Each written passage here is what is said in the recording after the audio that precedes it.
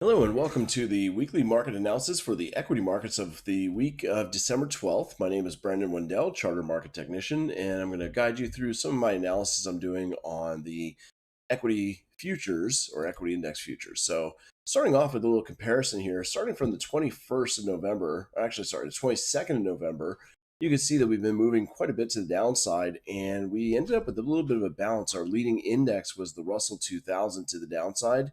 It started bouncing, making higher lows and higher highs.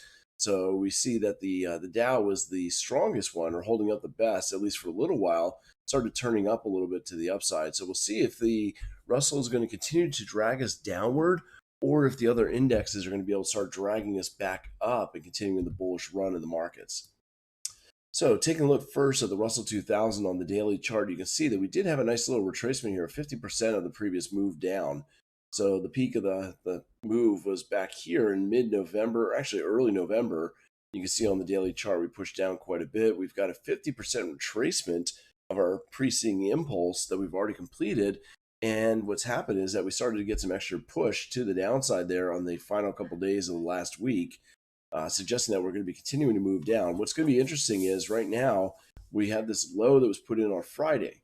Now, we may turn around if we do make a higher low and a higher high on the daily candle for Monday, and we do not go below 40 on the RSI. That'd be very, very bullish, and I would expect new highs to come towards the end of the week, most likely basically pushing us right up into this. I didn't mark off, but you have drop base drop supply right around 2320.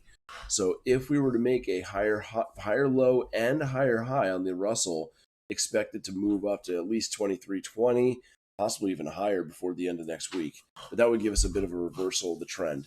If not, because again, you got selling pressure on this last candle here, that's a lot of selling pressure with the topping tail, then we should be able to continue to move down and possibly reach that 2079, just continuing our impulses down. Dropping in the 4-hour chart, we did see some weakness coming in. Prices made a higher high right at the 50% retracement, but the momentum was dying. So again, that's a negative divergence. I've mentioned those quite a bit, and that's a pretty strong signal of some weakness in trend and possible changes in trend. In this case, it's suggesting that we should go down. Now, as we move down, our first impulse here, we did not get below 40, which is telling us that we may end up going a bit sideways and hanging out until we can get more momentum in either direction. So this is just showing us a little bit of weakness in the momentum. However, if we open up on Sunday going into Monday and we pop below 40 on the RSI, then I would expect us to continue down to that first target of 20, basically 2079, 2080, and then ultimately 1957. We'd see a breach of that 20 before the week is out. On to the 60-minute chart, we see a lot of weakness here. And it's a little bit of both. First we had some weakness with the higher highs in price, lower highs on the indicator, so we pulled back the negative divergence. Then we tried to make a positive divergence, but it's kind of interesting right here. We had a big spike that failed to clear above 60 on the RSI with the closes. So when that comes in, that's usually very bearish when you cannot get above 60 on those rallies.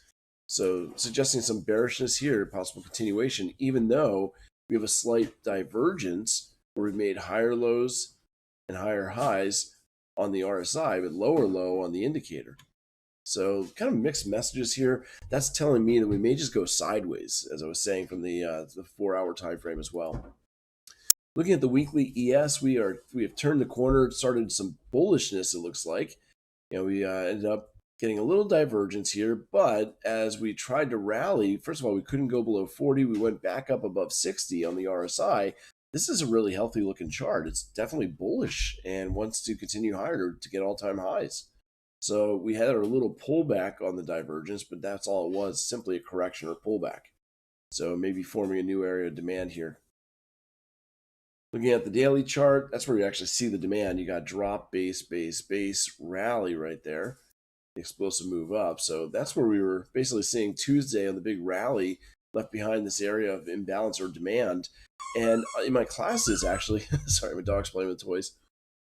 So basically, we in my courses in the E-mini think tank, I was actually pointing this out to my students early in the week on Monday, actually, last week. We had an inverted head and shoulders here. And as you can see, when we broke the inverted head and shoulders, it led to the big explosive move to the upside. So you got to pay attention to patterns that occur on the indicators just as well as they do on price. Either way, we had lots of bullishness, but the fact here is that we couldn't get above 60 on the RSI either on Tuesday or Wednesday or even on Friday when we closed at a very, very high price. That's a little bit bearish. The fact that we can't get above, that's actually a small negative divergence that's going on right now, and it makes you wonder if we're going to pull back a little bit before we can go any higher. Although, like I said, we do have plenty of demand below. Dropping down into the 4-hour time frame, here you can see we have our impulse correction. We corrected basically 38%, so that's a small correction, and looks like it wants to continue higher price, that is. So if we can see some bullishness off of Sunday night going into Monday, then I expect it to reach up 47.32 and then all-time highs, I think it is, up to 47.79. So overall, looks pretty bullish. You can see the inverted head and shoulders here. Left shoulder, big head, right shoulder, and break.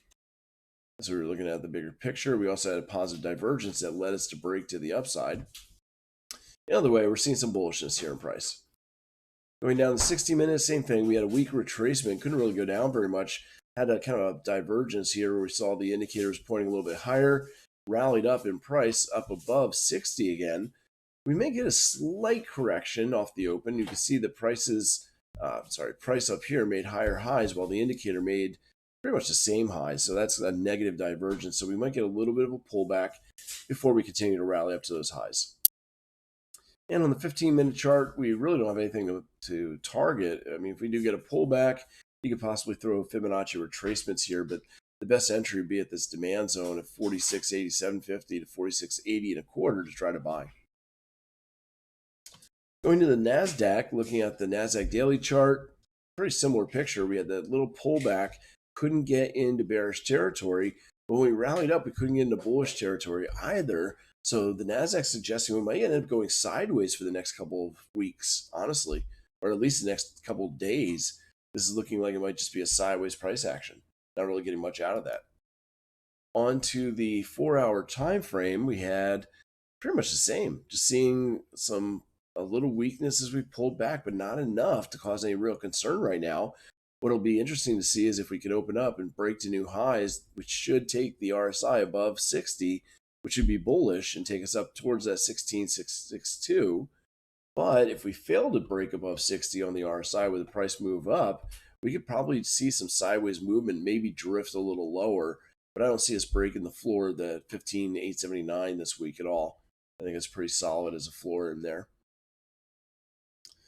Then with the Nasdaq on the 60-minute time frame, we did actually break above 60 on Friday afternoon. It was one of the last things the market did before it shut down for the week.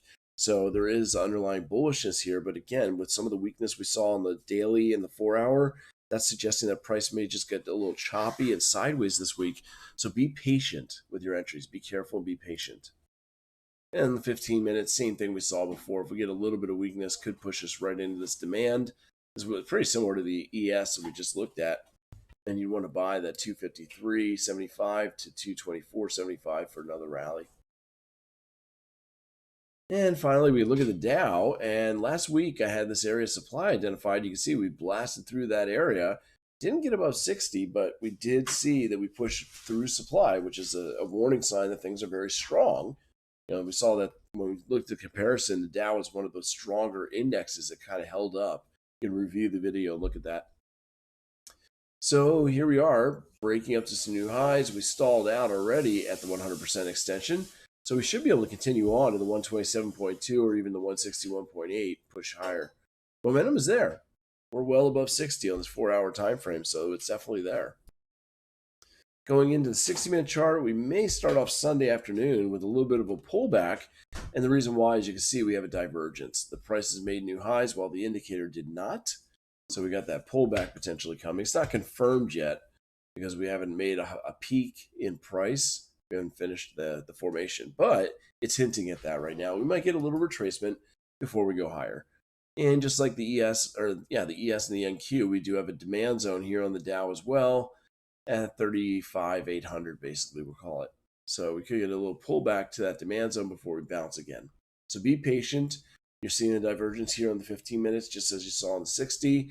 pick your battles, wait for the right opportunities, and don't forget to hit subscribe so you can be notified when new videos come out, and you'll be able to follow me. Keep an eye out for other good information that I try to put out for you. So until next time, everyone, trade safe, trade well, and take care.